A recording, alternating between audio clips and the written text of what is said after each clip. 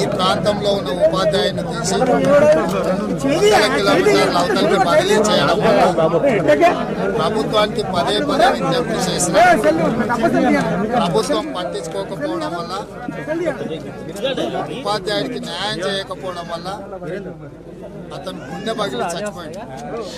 చనిపోయిన రోజు ఈ కుటుంబానికి ఒక నమ్మకాన్ని, భరోసాను కల్పించడానికి నేనే స్వయంగా వచ్చి వీళ్ళని పరామర్శించి రాష్ట్ర ప్రభుత్వం తీసుకొచ్చిన 317 జీవోకు బలైన జయత్రాం నాయక్ కుటుంబాన్ని పరామర్శించడమే కాకుండా ప్రభుత్వం తీసుకొచ్చిన తప్పుడు జీవోను సవరించి ఉద్యోగ ఉపాధ్యాయులకు మేలు జరగడానికి ప్రభుత్వానికి సూచన చేద్దామనే ప్రయత్నం చేశాం.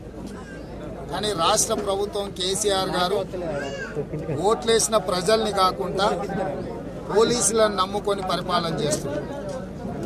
ఎవరైతే బాధితులు ఉంటారో, ఎవరికైతే న్యాయం చేయాలనో, న్యాయం కోసం అడిగే వాళ్ళను పోలీసుల చేత నిర్బంధించి ఒత్తిడి చేసి సమస్యను కప్పిపుచ్చే ప్రయత్నం చేస్తున్నాడు.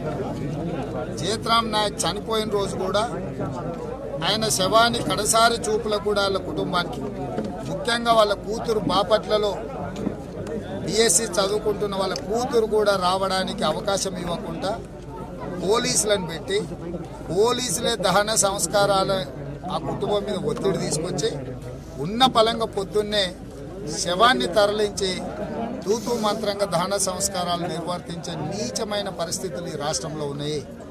దీనికి ప్రధాన కారణం రాష్ట్ర ప్రభుత్వం తీసుకొచ్చిన నిబంధనలకు వ్యతిరేకంగా, రాష్ట్రపతి ఉత్తర్వులకు వ్యతిరేకంగా, తెలంగాణ ఉద్యమ స్ఫూర్తికి వ్యతిరేకంగా తెలంగాణ రాష్ట్రము, తెలంగాణ ఉద్యమము, స్థానికేతరులు అనే అంశ ప్రాతిపదికనే ఈ ఉద్యమం, ఈ పోరాటం జరిగింది. తెలంగాణ రాష్ట్రం సాధించుకున్నాం. ఇవాళ ఆనాడు 69లో జరిగిన ఉద్యమాన్ని దృష్టిలో పెట్టుకొని కాంగ్రెస్ పార్టీ శ్రీమతి ఇందిరాగాంధీ గారు 1975లో 6 పాయింట్ ఫార్ములాను రాష్ట్రపతి ఉత్తర్వుల ద్వారా చట్టబద్ధత కల్పించి ఎక్కడ పుట్టినోళ్ళు అక్కడనే చదువుకున్న వాళ్ళకు స్థానికంగా ఉద్యోగ ఉపాధి అవకాశాలు కల్పించాలని చెప్పి వాళ్లకు భద్రత కల్పించారు చట్టపరంగా.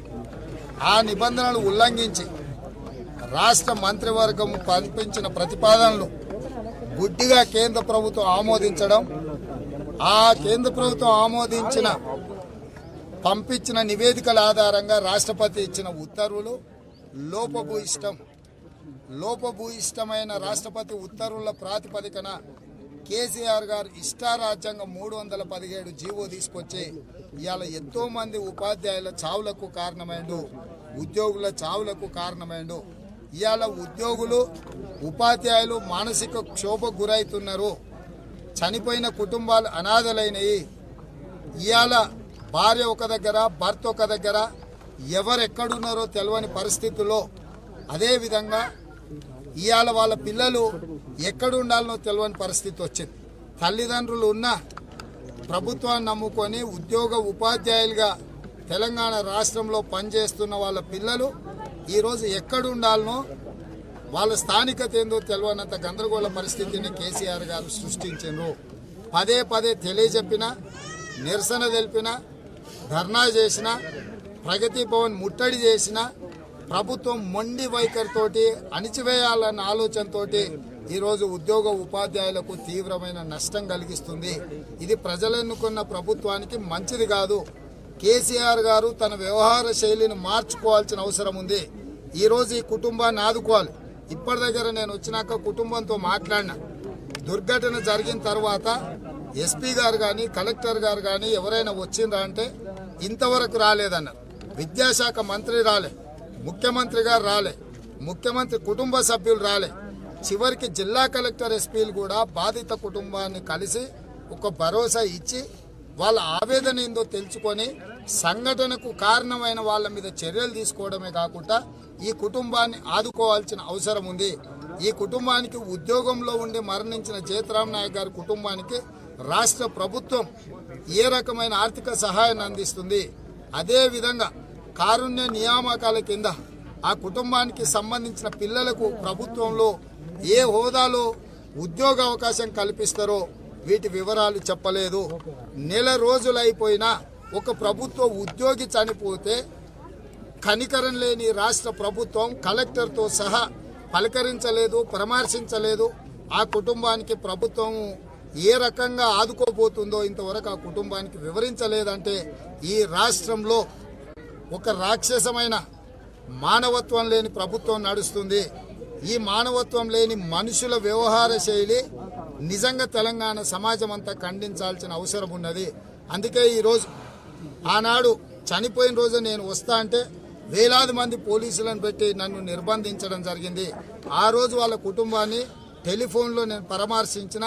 ఆ రోజే నేను చెప్పిన, మళ్ళీ వస్తా మీ కుటుంబాన్ని కలవడానికి, మీరు ధైర్యంగా ఉండండి, మీకు జరిగిన నష్టాన్ని ప్రభుత్వం వైపు నుంచి మీకు అందాల్సిన సహాయాన్ని అంతటిని కూడా అందించే విధంగా ప్రభుత్వం మీద ఒత్తిడి తీసుకొస్తా.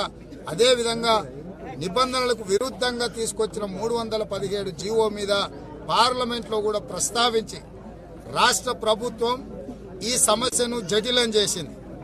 ఈ సమస్యను పరిష్కరించాల్సిన కేంద్ర ప్రభుత్వం బీజేపీ రాజకీయ లబ్ధి కోసం ఈ సమస్యను పరిష్కరిస్తలేదు.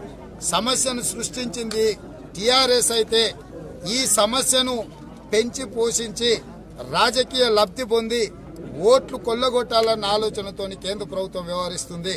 ఇవాళ 317 జీవో ద్వారా బలైపోయిన ప్రభుత్వ ఉద్యోగులు కావచ్చు, ఉపాధ్యాయులు కావచ్చు, దీనికి కారణం టీఆర్ఎస్ బీజేపీలే.